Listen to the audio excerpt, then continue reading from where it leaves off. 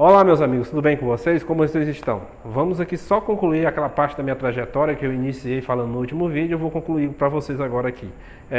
Como eu disse para vocês, eu falei até a história, a parte em que eu tinha conseguido passar no vestibular. Enfim, eu passei no vestibular para a Universidade Federal do Pará, o FPA.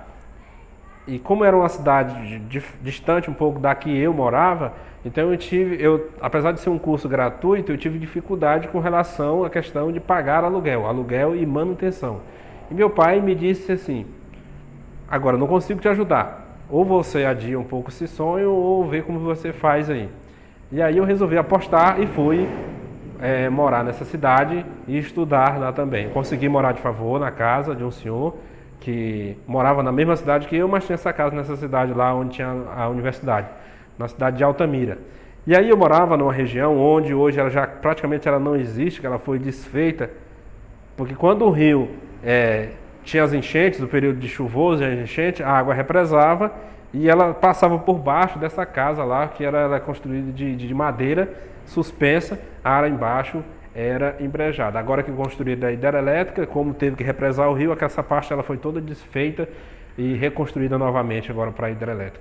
Enfim, eu morei um período lá, nós morávamos em 4 pessoas, um período um pouco difícil, mas graças a Deus, nesse período, eu consegui muitas doações dos irmãos da igreja que eu fazia parte, Anapu. Se algum assistir esse vídeo aí de coração, eu não esqueço o que vocês fizeram por mim.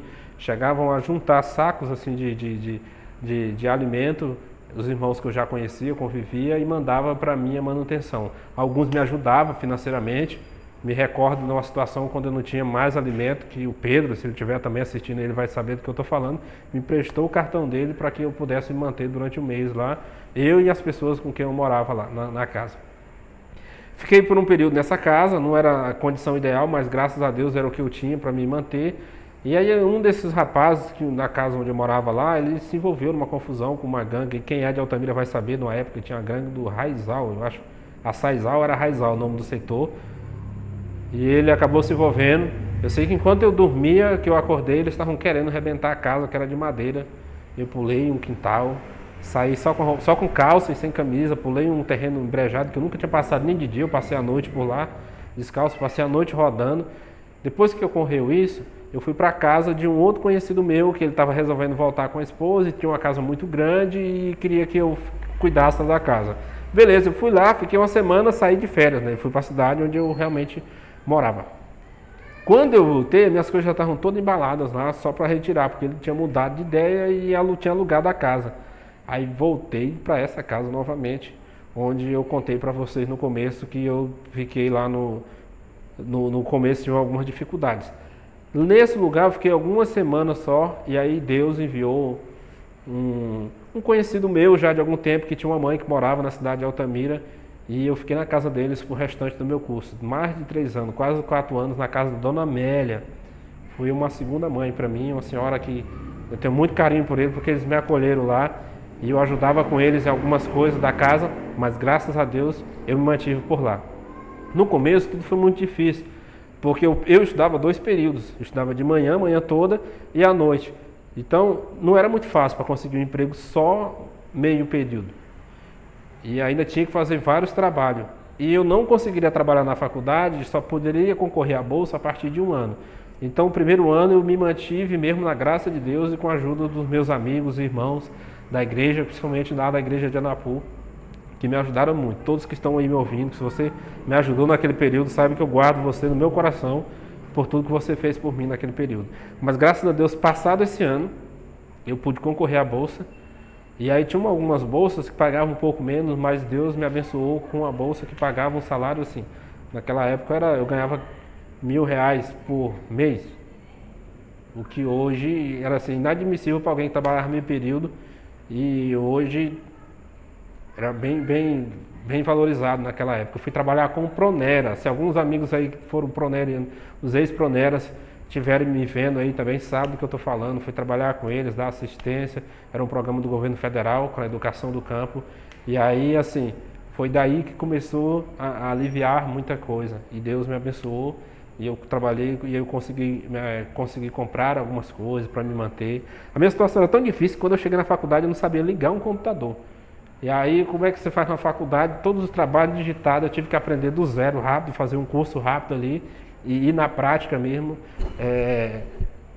tentando, mexendo e aprendendo. Enfim, passou um ano, eu fiquei nessa bolsa, aí venceu a bolsa, ela não foi renovada, porque o curso, ali eu já entrei já no final, o curso acabou. E aí Deus me abençoou de novo, dessa vez eu consegui passar para a recepção da faculdade. Eu ganhava menos, porém eu tinha a cota de xerox, eu tinha a chave de todos os departamentos lá da faculdade, eu podia usar os computadores para fazer meu trabalho. Eu tinha liberado acesso ao telefone, eu trabalhava, eu ajudava também a emitir minha opinião algumas vezes, claro, na direção, na tomada de decisão de algumas coisas. Então, assim, foi um período muito bom. Eu aprendi muito sobre administração, trabalhava meio período com eles lá, fiz muitos amigos.